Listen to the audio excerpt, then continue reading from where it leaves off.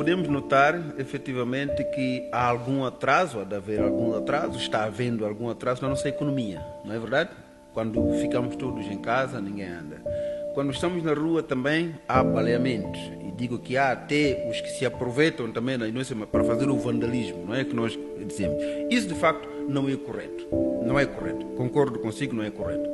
Mas não é correto também, é preciso perceber isso. Já imaginou quanto nos prejudica uma educação a todo o nosso povo de que se vive em política por roubar com ladrões? Já imaginou, por exemplo, quantos hospitais ao longo deste ano tiveram que perder muitas pessoas porque não havia medicamento nos hospitais por incompetência de um governo, por exemplo? Já imaginou quanto perdemos na Estrada Nacional número 1, por exemplo, porque os transportadores não podiam dinamizar a economia naquelas condições?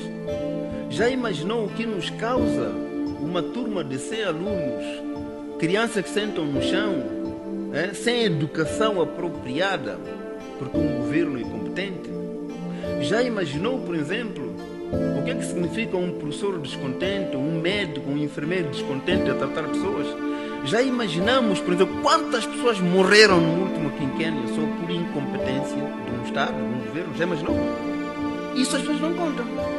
Já imaginou, por exemplo, a Sazol, por exemplo, se tivesse mesmo, digamos, um acordo justo com Moçambique, quando estaria a desenvolver o nosso país, quantos hospitais estariam equipados? Digo a Sazol, podia ser outras multinacionais que andam nesse país. Já imaginou que às vezes nessas multinacionais não dão dinheiro ao povo moçambicano, ao Estado moçambicano, porque alguns dirigentes têm contratos individuais lá que ganham muito mais do que o Estado? E calculou uma vez quanto isso prejudica o povo moçambicano? O povo moçambicano, este país não seria pobre como está. Sim. Este país tem muita gente que vai guardando dinheiro lá fora, enquanto nós não temos condições aqui para poder andar.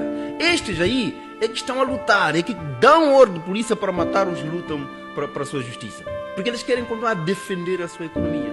Há alguns que têm medo de que se entra um novo governo hoje, vai descobrir exatamente dossiês escondidos sobre os quais vivem bem em detrimento deste povo. Então, quando chega essa altura, preferem lançar tudo para que o poder não passe para o povo. Nós vamos descobrir. Porque senão, alguns que hoje são aparentemente heróis, de hoje para amanhã ficam bandidos e não querem isso.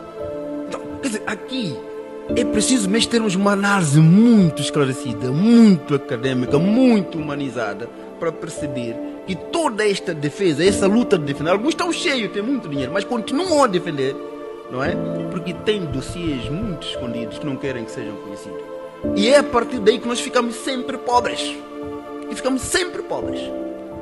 Ficar um quinquênio inteiro, todos que são formados não podem ter emprego, o Estado não pode empregar porque está em dívida, tanto dinheiro que se paga a dívida, nós estamos quase muito embaixo, na África Austral, só em termos de dívida comparativamente aos outros países, uma dívida que não beneficiou em termos de investimento ao país. É isso que estão a defender eles, é isso que estão a defender. E nós temos que chegar a corroborar, a aceitar e não sei o quê, porque queremos levantar a mão, baleiam-nos, nos matam, é isso.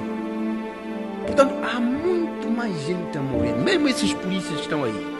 Aqueles polícias são vítimas também, estão muito conosco, são vítimas também do sistema. É como quem diz, se você é comandante, deixa as coisas aí a correr como estão a correr, você vai perder o seu emprego. Não se explica a razão. Então, por medo, como é que vou viver? Se não perde, pode ser morto. Então as pessoas fazem, mas falam conosco, nos dizem de fato.